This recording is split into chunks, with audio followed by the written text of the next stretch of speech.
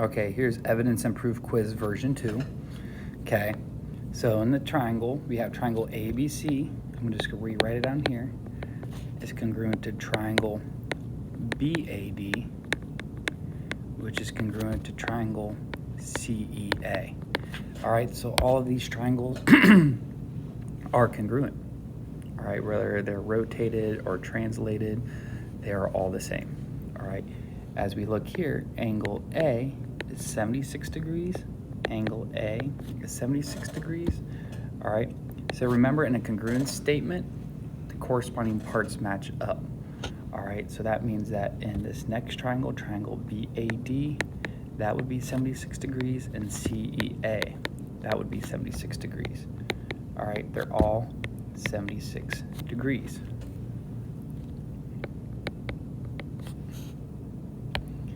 And this next one, all right, let's just go with the information we have. D is 41 degrees. All right, that's in triangle BAD. All right, that means that ABC, C would be 41 degrees as well. And then in this last triangle, boom, that's 41 degrees. So as we can see, those are the angles we got so far. All right, and then triangles add up to 180 degrees. So from here, we just need to say 76 plus 41 plus the measure of angle C equals 180 degrees. All right, and we're going to just ensure that we get this right. All right, I believe that's 117 degrees. All right, plus the measure of angle C equals 180 degrees.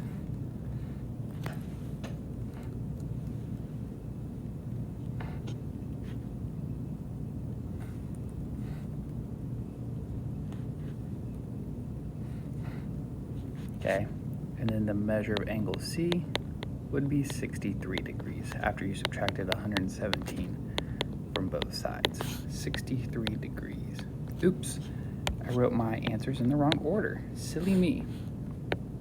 All right, make sure you pay attention to that on the test, because I just made a silly mistake. All right, 63 degrees right there, and those would all be 63 degrees. Triangles add up to 180 degrees. All right. All right. Given parallel lines, any two angles are either supplementary or congruent. So in this case right here, we're given angle 5 is 107 degrees. All right, that's 107 degrees. All right, boom. All right, we can just start knocking stuff out and say if that's 107 degrees, well, angle 1, also 107 degrees, corresponding angles. All right, they were corresponding angles. All right, then you can say, well, angle 5 and angle 8, and angle 1 and angle 4, those are all vertical angles going on right there. So angle 4 is 107 degrees, and angle 8 was also 107 degrees. All right, and then from here, we just got a tremendous amount of linear pairs going on. Everything from here on out would be a linear pair, so 73 degrees. Really, it's just a big puzzle, multiple paths. You could say you find one linear pair, then you got some corresponding angles going on. You got vertical angles going on. You could just continue to use vertical or linear pairs, but there's just so much going on. All right.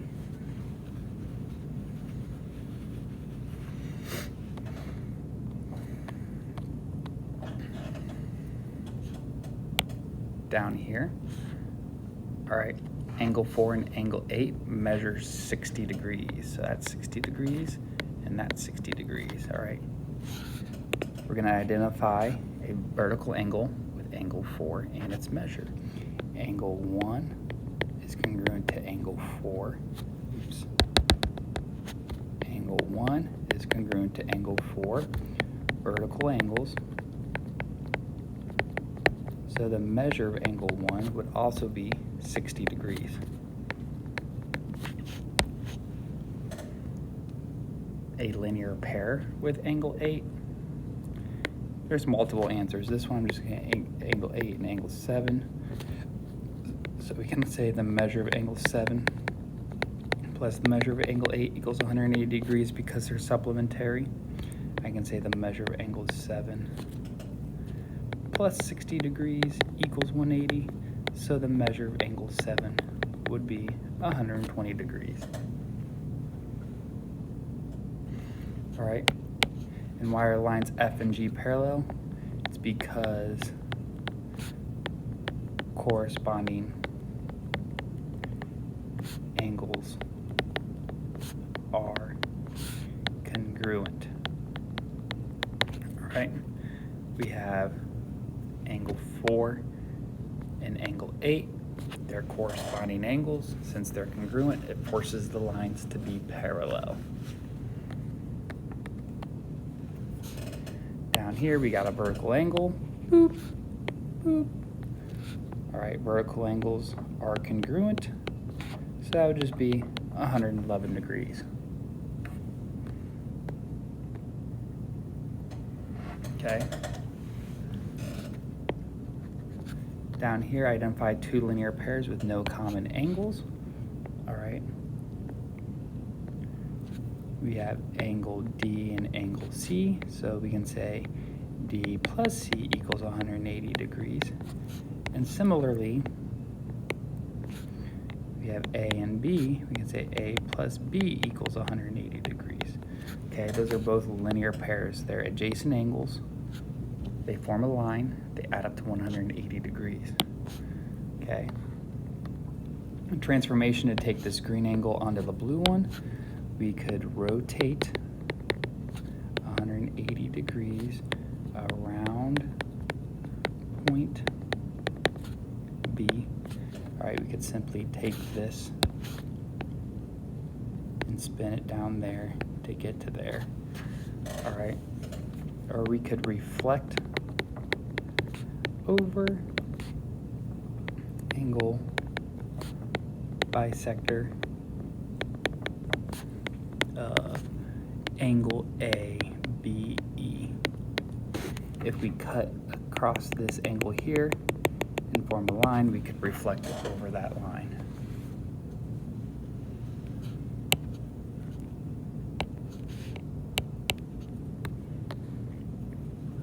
And lastly, we have the parallelogram. All right, let's write this out. Consecutive angles supplementary.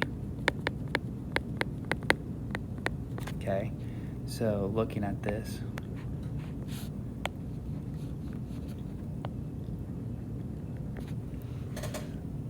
okay, we got parallel lines. It's a parallelogram. All right, consecutive angles are supplementary. So that just means that angle 3 would be 61 degrees, or angle 1 would be 61 degrees. All right, knowing that those are 61 and 61, okay, we can also say opposite angles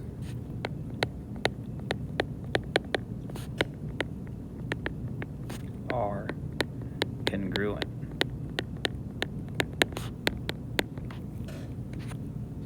So that'd be 119 degrees.